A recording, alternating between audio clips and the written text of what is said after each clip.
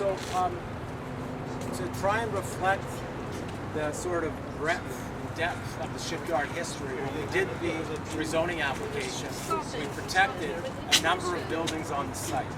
And the Coppersmith shop is the farthest one, the pipe shop's the next one. And again, each building was built for a purpose that would function within the overall project of the shipyard. There was also, there were two machine shops on what we now call Lot 5, as well as a blacksmith shop. And the large machine shop ran along the westerly side of Lot 5. You can see some images of this, and there's some models that depict that. And there were also an older machine shop here, and the coppersmith shop, which collectively created these sort of linear forms of buildings. And when the National Maritime Center came along, they needed more land to build on than what we were going to get as part of the original rezoning. So a deal was struck with the developer for us to get our hands on actually owning Lot 5. We're going to own about a half of it. We got more or less the other half to all of it. And in getting that, and pursuing the National Maritime Center, the proponents of the National Maritime Center trying to design it were saying, you know, it's hard for us to work with the buildings on this side because it's not working with the plan that they had for the and for the machine shop, they wanted some flexibility in terms of how they were going to be building it, providing for the soils underneath it. And so what was approved at the end of the day was the rezoning of the site that secured that we got ownership of this. And at the same time, the machine shop, large building, would be retained but dismantled for reuse as part of the National Maritime Center. And these two heritage buildings were allowed to be demolished. So of three buildings that were on the site, there is still one building which is legally protected, expected to come back, which is the disassembled machine shop, which is skeleton machine disassembled, which is numbered and possible to do. The other buildings are gone.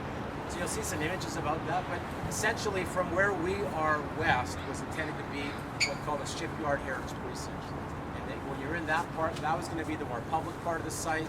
That was going to have the sort of unique shipyard kind of character, but adapted to reuse for new uses and activities. And so now what we have is two of the buildings gone, but we still have the expectation that the machine shop would be back to somehow contribute, finish off that precinct there.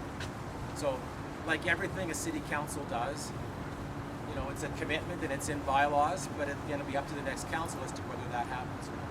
So if your great designs for this site suggest that it shouldn't, and that kind of wins the day, or in the end, whatever council decides to do, if the decision is made to not do that, there would have to be a process to consider whether to allow that building to then be completely lost, and if it comes back, how much of it comes back, what sort of on those things. But sort of as it stands, that's a commitment to reassemble and reuse the large machine shop. That's the one on the side? Yeah. Okay, what's the order of these? Okay. It's about 24,000 square feet. It's quite large. Very large. Yeah, it's one of those, it's the large scale building. Well, no, it's beside actually, so there's some shots that I've got to show you back to John.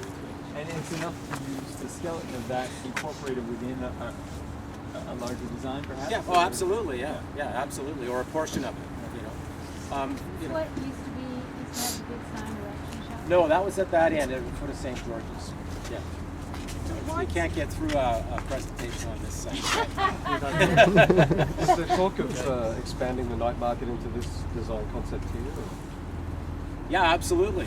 You know, and you know, the night market is something that's evolved, right? It didn't exist as an idea even when the original designs were coming through, but yeah, now activities and programming. You know, one of the things that came out of the original Hodson-Bacher land use study was the idea from Norm Hodson that it'll be the programming of the site at the end of the day that makes it successful. Right? What's down there that people are going to do. Just little artifacts. This is one of the cars.